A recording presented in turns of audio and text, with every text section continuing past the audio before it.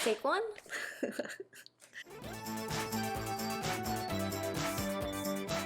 Bambi here with another episode of Cool Tapes, where we look at sold as blank VHSs and uncover their secrets. This time we have a Polaroid Supercolor Plus video cassette that was recorded around 1991. The label is a little faded on this one. I couldn't originally make it out, so I was interested to see what was on it. And a little scared. Scared because the last time I watched a VHS with a blank label, wow, I can't even remember what I was watching, but I remember the feeling. It was like a white hot ball in my chest. So many emotions, I can't even begin to tell you what they were. It was like my mind couldn't handle the images, so I'm just left with this vague remembrance of the feeling. That feeling. Anyway, you can make out a Chuck Norris over here though, and that's exactly where this tape starts, in the middle of Chuck Norris's film, Breaker Breaker. Did you know that Superman once arm wrestled Chuck Norris? The loser had to wear their underwear outside of their pants. We come in halfway through the movie, so it's a little hard to follow, but the gist is that Chuck Norris's trucker brother Billy gets picked up by the law while driving through Texas City. $250 or 250 days. You guys are crazy. $250 or 250 days? Oh wait, that doesn't sound all that bad. But apparently, it is that bad.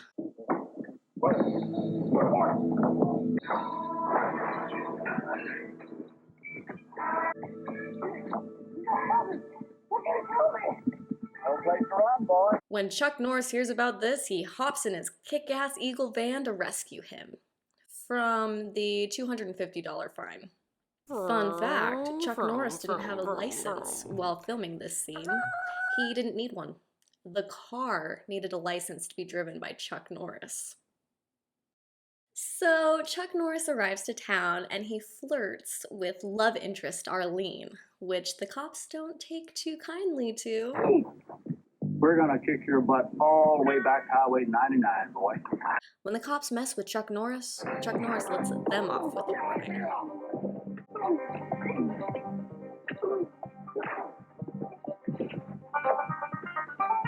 Arlene picks him up, a total stranger on the run who she just met a second ago, and she takes him for a walk in the woods. Oh, no, they fall in love. Aww. Or at least I think that's what this montage is supposed to be about, even though they met a second ago. Anyway, back to the action. Chuck Norris confronts the judge and stumbles onto a moonshining meeting. Turns out this whole town's lousy with bootleggers. The judge can't let him tell the world about their operation, so Chuck Norris is on the run again.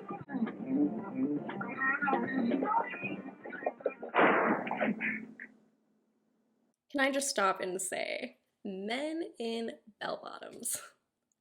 Wow. It was very good. I mean, that was very imaginative. Strode!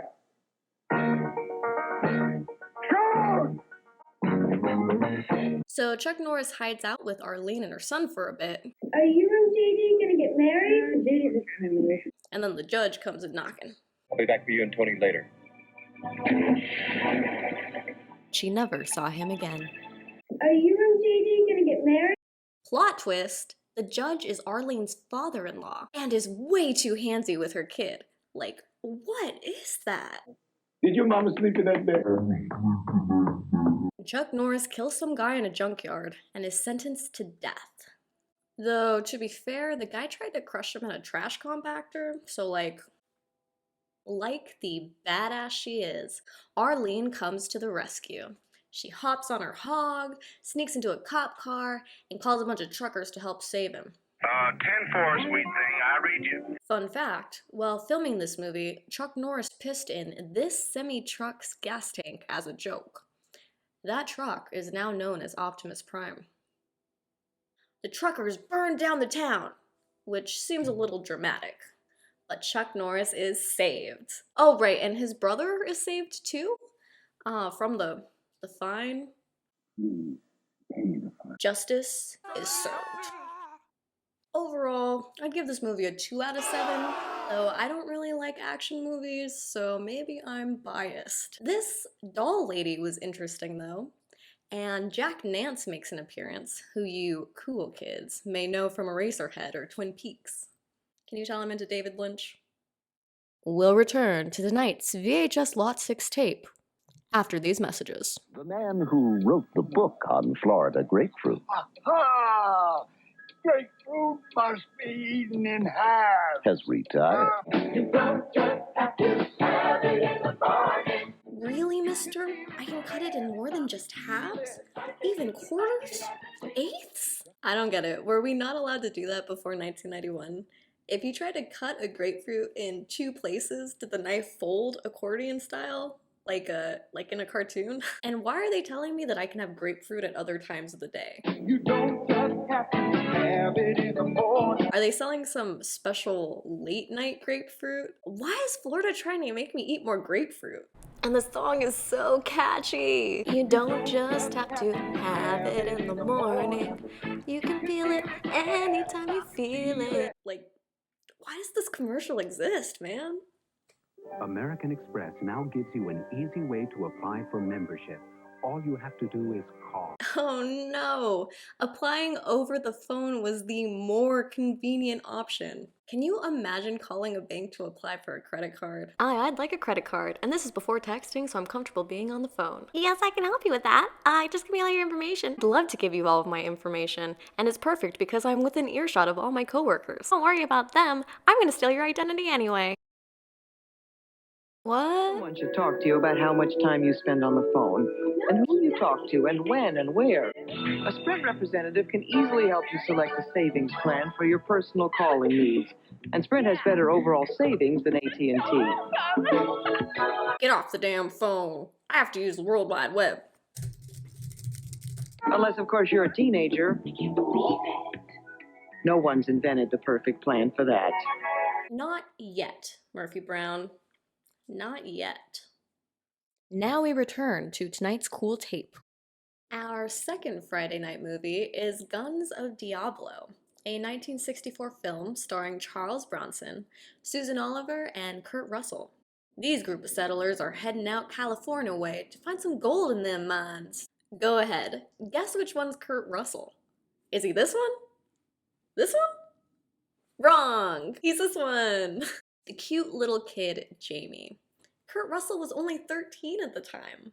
But Jamie is one of my favorite characters. He's so charming and so well-spoken for a little kid. It's adorable. Charles Bronson's character, Link, takes Jamie into town for supplies, and they stop over at a local saloon, where Link meets someone from his past. I thought you were dead. It's like seeing a ghost. I don't know what you've come here for. But whatever it is, finish it and get out. Maria.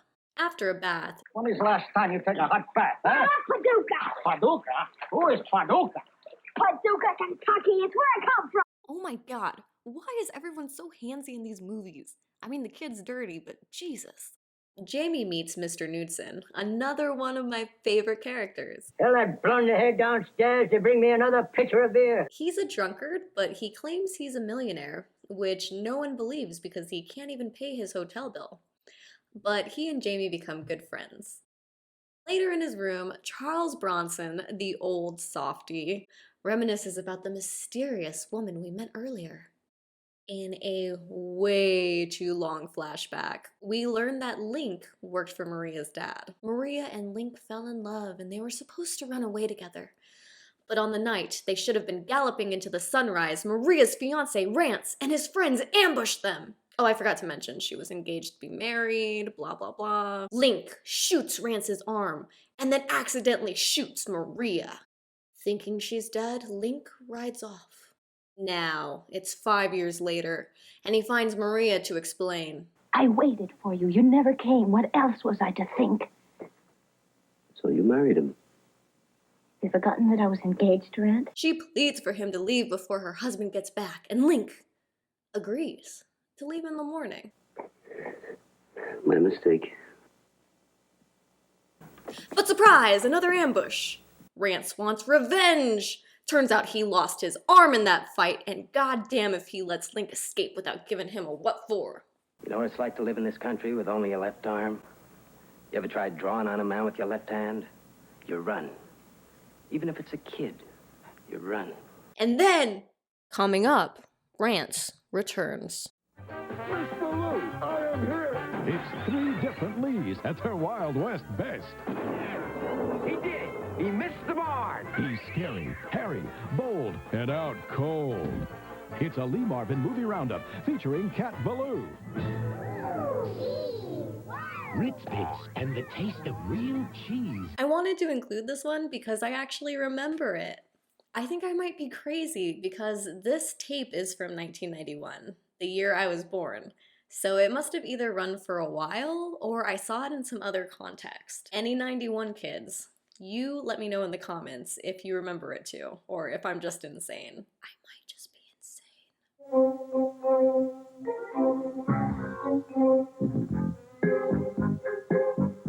Aw, don't you just hate when this happens? It's a good thing they have such a strong waistband. Thank goodness they're 100% combed cotton. How have I never heard of this brand of underwear? This commercial is hilarious. DVDs, you're better off with them on.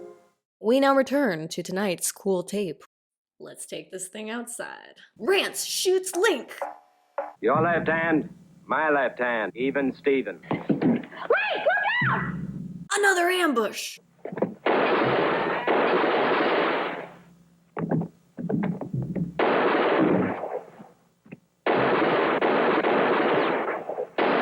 Mr. Newton gets in on the fun, but then collapses. And then there are two. A duel.